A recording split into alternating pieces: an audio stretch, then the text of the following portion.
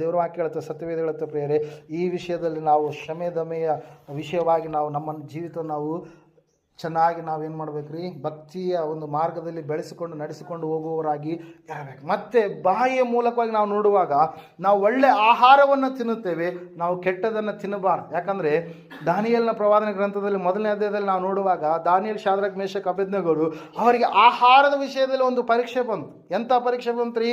ಅವರಿಗೆ ಆವತ್ತಿನ ದಿವಸ ನಿಷಿದ್ಧವಾಗಿರ್ತಕ್ಕಂಥ ಆಹಾರ ಏನ್ರಿ, ವಿಗ್ರಹಾರ್ಪಿತವಾಗಿರ್ತಕ್ಕಂಥ ಆಹಾರ, ಹಂದಿ ಮಾಂಸ ಅವರು ತಿನ್ನೋದಕ್ಕೆ ಸಾಧ್ಯ ಇಲ್ಲ. ಕಾರಣ ಏನಂತಂದರೆ ದೇವರು ಅದನ್ನು ತಿನ್ನಬಾರ್ದು, ಮುಟ್ಟಬಾರ್ದು ಅಂತೇಳಿ ಏನು ಮಾಡಿದರು, ಘೋಷಿಸಿದ್ರು. ಹಳೆಯ ಒಡಂಬಡಿಕೆಯಲ್ಲಿ ನಾವು ಪಂಚಕಾಂಡಗಳಲ್ಲಿ ನಾವು ನೋಡುವಾಗ ದೇವರು ಇಂತಿಂಥ ಆಹಾರವನ್ನು ನೀವು ತಿನ್ನಬೇಕು, ಇಂತಿಂಥ ಆಹಾರವನ್ನು ನೀವು ತಿನ್ನಬಾರ್ದು ಅಂತೇಳಿ ಏನು ಮಾಡಿದ್ದಾನೆ, ಕಟ್ಟಳೆ ಮಾಡಿದ್ದಾನೆ. ಇವತ್ತಿನ ದಿವಸ ಅನೇಕ ರೋಗಗಳು ಬರೋದಕ್ಕೆ ಕಾರಣ ಏನ್ರಿ? ಅನೇಕ ವಿಧದಲ್ಲಿ ದೇವರು ಯಾವ್ದು ತಿನ್ನಬೇಡ ಅಂತ ಹೇಳಿದ್ರೆ ಅವುಗಳನ್ನು ತಿಂದ ಕಾರಣಕ್ಕಾಗಿ ಕೂಡ ಅನೇಕ ರೋಗಗಳನ್ನು ಮನುಷ್ಯರು ಏನು ಮಾಡ್ತಾ ಇದ್ದಾನೆ, ತಂದುಕೊಳ್ತಾರೆ. ರಿಸರ್ಚ್ ಮಾಡ್ತಾನೆ, ಇಲ್ಲ ಇದರಲ್ಲಿ ಇದಿದೆ, ಪ್ರೋಟೀನ್ ಇದೆ, ಇದರಲ್ಲಿ ನ್ಯೂಟ್ರಿನ್ ಇದೆ, ಅದಿದೆ, ಇದಿದೆ ಅಂತೇಳಿ ಎಲ್ಲರೂ ಬರೀ ಏನು ಮಾಡ್ತಾರೆ, ರಿಸರ್ಚ್ ಮಾಡ್ತಾರೆ, ತಿಂತಾ ಇದ್ದಾರೆ. ಅವಾಗೇನು ಚೆನ್ನಾಗಿ ಅನಿಸುತ್ತೆ, ಆದರೆ ಮುಂದೆ ಏನಾಗುತ್ತೆ, ಅದು ಸಮಸ್ಯೆ ಬರುತ್ತೆ. ಅದಕ್ಕಾಗಿಯೇ ದೇವರು ಮೊದಲೇ, ಯಾಕಂದ್ರೆ ಆತ ಸೃಷ್ಟಿಯನ್ನು ಉಂಟು ಮಾಡಿದಂಥ ಸೃಷ್ಟಿಕರ್ತ, ನಮ್ಮ ಒಂದು ಹಿತವನ್ನು ಬಯಸುವಂಥ ದೇವರು, ನಮ್ಮ ಭವಿಷ್ಯತ್ತನ್ನು ನಿರ್ಧರಿಸಿದಂಥ ದೇವರು, ನಮ್ಮ ಬದುಕನ್ನು ಸಾರ್ಥಕಗೊಳಿಸುವುದಕ್ಕೋಸ್ಕರವಾಗಿ ಬಂದಿರತಕ್ಕಂಥ ದೇವರು, ನಮಗೆ ಮೇಲಾಗುವುದಕ್ಕಾಗಿ ಎಲ್ಲ ಕಾರ್ಯಗಳನ್ನು ಮೊದಲೇ ಹೇಳಿದಂತಹ ದೇವರು ಪ್ರಿಯರೇ. ಇವತ್ತಿನ ದಿವಸದಲ್ಲಿ ನಾವು ನೋಡ್ತಾ ಇದ್ದೇವೆ ಪ್ರಿಯರೇ, ಶಾದ್ರಕ್, ಮೇಷಕ್, ಅಬೇದ್ನೆಗೋ, ದಾನಿಯೇಲರು ಒಂದು ತೀರ್ಮಾನ ತೆಗೆದುಕೊಂಡರು, ಈ ಆಹಾರವನ್ನು ನಾವು ಮುಟ್ಟುವುದಿಲ್ಲ. ನಮಗೆ ಊಟ ಮಾಡಲಿಕ್ಕೆ ಏನು ಬೇಕು?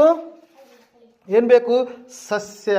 ಅಂದರೆ ನಾವು ನೋಡ್ತಾ ಇದ್ದೇವೆ, ಕಾಯಿ ಪಲ್ಯಗಳನ್ನೇ ನಮಗೆ ಕೊಡು, ನಮಗೆ ತಿನ್ನಲಿಕ್ಕೆ ಕುಡಿಯಲಿಕ್ಕೆ ಏನನ್ನು ಕೊಡು.